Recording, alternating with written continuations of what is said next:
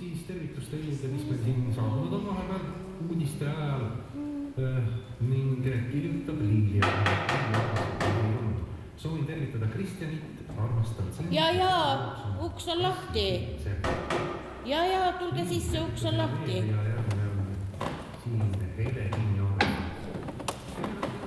Tšau, Muti! Näe, oledki kodus. Mõtlesime tüppel läbi, polegi kallis vanamenne kaua näinud. Os pühade vägi, mis loom sa oled ja kust sa tulid seuke? Ärg tulle lähemale, vaat ka eiga sulle keepiga ega mina ei karda. Tuleb siin vana inimest hirmutama. Hulluks läksid Muti või mis? Oma lihast pojatütart ei tunne enam. Ma olen ju Rosalie Marie. Kas sa ei näe? Oh, Mari või? Ega sul peta vana inimest. Mina mäletan ikka, et Mari oli siukene piisikene ilus pontsakas tüdruk ja valged juuksed pias. Esiteks, mitte Mari, vaid Rosalie Marie.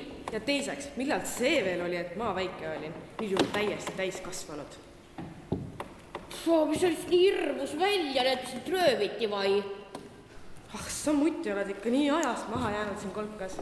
Aga no jah, eks ise ka juba ajast ärust. No ühesõnaga, see on moevärk, mootorratturite riietus. Vaata, asi ongi nii, et riided mul on, aga tsiklit pole. Mida sul pole? Sirklit vai? Ära sa mõtle midagi, et ma nii ajast ja arust. Ma mäletan küll, et kooli ajal lastel selline vigur oli. Vaat minu oma pojal oli ka, sinu isal oli ka siuke asi. No vanaema annab sulle selle raha, no mis see pisike vigur ikka maksta võib. Jah, see on nii väike raha. Ei, Muti. Ma ei tea, millest sina räägid, aga mina räägin tsiklist. Tsiklist. Saad aru? Mis asi see siis veel on? Motikas, noh. No nagu mootoriga jalgratas. Saadad võrri. No seda sääreväristajat, nagu nad ütlevad. Ei, no, ei tea, kas seda sul ikka osta võib tüdruk, laps ja nüüd ta võrri. Sõidad veel ennast surnuks, no seda peab küll ema-isaga enne rääkima, niimoodi ei saa. Ma ei taha mingit võrri, ega ma endale häbi tegema ei hakka. Ei tahagi võrri. No, mis see mootoriga jalgratas siis maksta võib? No, oma 50 tonni oleks vaja küll. Oh, see väike raha, vanaemal olemas küll 50. Vanaema annab sulle rohkemgi, ega siis ainsa lapse jaoks pole ka ju. Või et sul siis selline raha pole olemas. Ega mina poleks tahtnudki, et sa selle maja maha müüd. Mis sa juttu nüüd sajad, Marikene, mis maja müüa? Olgu laos pakkud välja, ega mul ülearust aega pole. Sõbrad ootavad. Lähme kohe Mutika ära ja lähe pikemale tiirule. Ja. Oot, Muti, mida sa nüüd teed? Ega ma su sente ei taha. Neid on mul omalgi. Mul on 50 000 vaja. Kas sa saad aru? Sa issa ristike 50 000 eurot vai? No juba sellist raha pole olemaski. Ma pole sellist raha näinud ja mõtle, mis see veel kroonides teeks. Issa ristike. No ma näen, sa ajasid mulle niisama koda ja sul pole selle raha olemaski. Eks siis peab ikka selle maja maha müüma, ise oled süüdi kah. Oleks võinud siis sukasäärde koguda. Aga olgu, otsi need majapaberid välja. Lähme kohe linna ja vormistame ostu ära. Mul üks tuttav tüüp kinnisvaras. Eks eraisiku käest saaks küll rohkem, aga see võtab aega.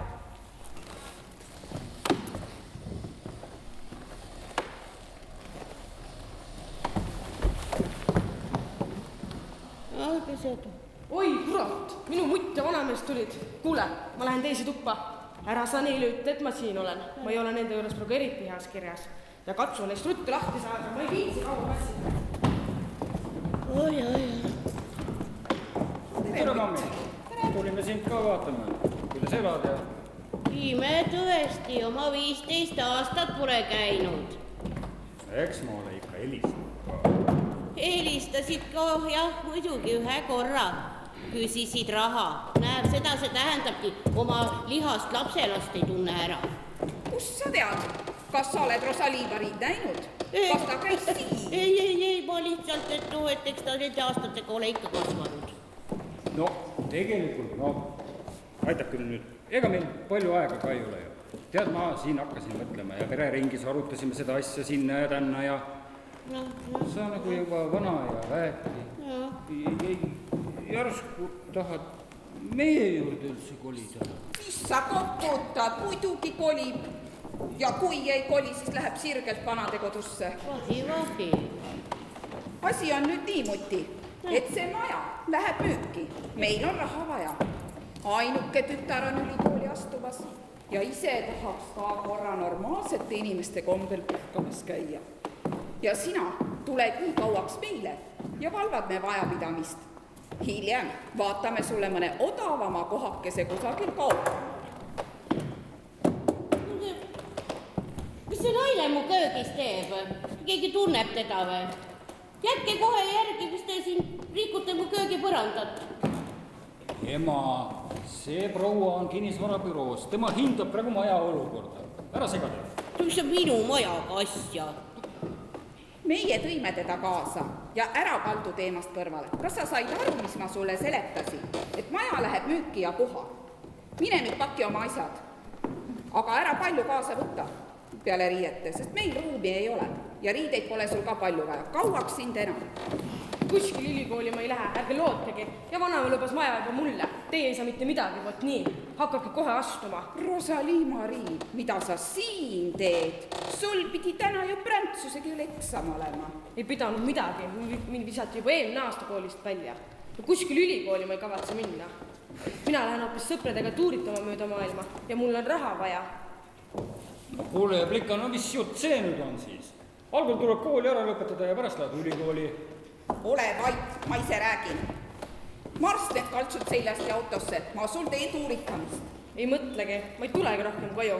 Nii pole teil sellest sooja ka külma. Tahate vaid teistel seputada, oi, tütar käib ülikoolis. Hoitab. Rosalie-Marie, lapsed peavad vanemate sõna kuulama ja vanematesse austavalt suhtuma, mitte vastu haukuma. Marss autosse, meil siin sinu mutiga, see tähendab vanaemaga veel paar asja arutada. Vaata, kallis Minija. Esimest korda elus kuulsin ka sinu suust üht õiget lauset. Vana inimest tuleb austada. Võt, kahju vaid, et sa ise oma sõnade järgi ei käitu. Vaata, kui Mari alles sündis ja sul oli vaja karjääri teha, siis olin ma vajalik küll, et linnas 3 aastat last hoida. Aga Mari lasteaeda juba sai. Siis polnud enam mind tarvis, unustasite mind sootuks. Kui naabrinaine helistas teile, et mul oli puusaoperatsioon, te ei helistanud, no rääkimata vaatama tulekust. Üks naabrinaine mind aidanud, ma oleks nälga surnud, pea aasta otsa olin karkudel. Olgu, mis sest enam siin võõra inimese ees. Nüüd me tulime, nagu sa näed, ja sa pole surnud. Nii et ära virise nii palju. Jätta ükskord meelde, meie tütre nimi on Rosalie-Marie, mitte mingi labane Mari. Ja vaata, et sa linnas sellega ei eksi. Vabandage, et ma vahele segan, aga mul oleks vaja oma tööd teha. Kus teil siin mullivann on? Mullivann? Mullivann ei ole. Aga kus siis pesta saab? Kaev oli õue peale näinud vai? Ega sa võid kaevust pesta saab? No nii lolli näen ma küll esimest korda. No eks ämbriga tulegi vesi tuppa tuua. Ma ikka aru ei saa. Kas teil on oma vann? Oma 70 aastat olen siin majas elanud. No nii rumalaid küsimusi kuulen ma küll esimest korda. No hommikuti viskan niisama vett silmile, kord nädalas kütan sauna. No paljud siis vaja on. No eks tittedele sai ennemast küll vanni tehtud.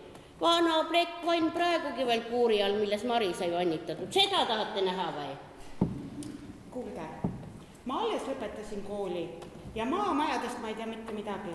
Aga see maja, sellest me raha küll palju ei saa.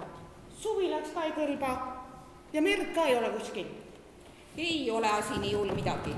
Katus on uus ja maja linnale niivõrd lähedal, et vabalt võib igapäevaselt autoga tööle sõita. Ja kui vara kevadel müüa, siis lainetab kenasti meri ka maja ümber. Teate, aga minge nüüd aeda ja õue. me räägime siin paar asja selgeks ja siis kutsume kõik tagasi. Ja sina, mutt, oleks võid ammu seda maja juba meile pakkuda. Häbi siin inimeste ees, kõigil on majad ja ilusad autod, aga meie peame virelema. Jah, ema, meie tutvusringkond on ikka enam-vähem jõukas rahvas ja kõik. Sul peaks häbi olema. Olgu, teeme nüüd ühe asja selgeks. Võt nagu näha, ei tulnud te vanainimese tervise järgi pärima. Teid huvitab ainult raha. Maja enam müüa ei saa, nii et võite tagasi sõita. Nägin nüüd oma lapselapse ka ära ja võin rahus surra. Mis juttu sa lolleit ajad, miks maja müüa ei saa? Maja ei saa müüa, sest maja on juba müüdud, võt nii. Kes seda müüa sai? Ainuke pärija on ju sinu poeg. No ärge ikka unustage, ma olen ise ka veel päris elus ja võin müüa, kellele tahan. Ja kellele sa lolleit selle müüsid siis? No. Juttu sa nüüd ema ajad, no ega sa oma ainukest poega nüüd ilma päranduseta ei jätnud või? Just nii ma tegingi, pojakene. Jesus Christ. Kui teid 15 aastat polnud käinud, no kust ma veel pidin teadma, et te tulete? Eks te minge vaadake tagatoa kummutis, on sahtel täis küll. Kampsureid, sokke ja kindaid, kõik, mis ma teile jõuludeks kodusin, aga keegi ju ei tulnud, isegi mitte ei helistanud. Katus hakkas läbi laskma. Kust ma selle raha pidin võtma? Müüsin maja maha ja uus omanik õpitseb seal nüüd. Aitamas käib mind naabrinaine. Tead, tunnen, et tema on ikka rohkem minu tütar kui sina minu poeg. Noh, nii on loo, näed, kallis mees. Ema on vanadusest täiesti segi pööranud. Isegi sinu vara jagab võõrastele.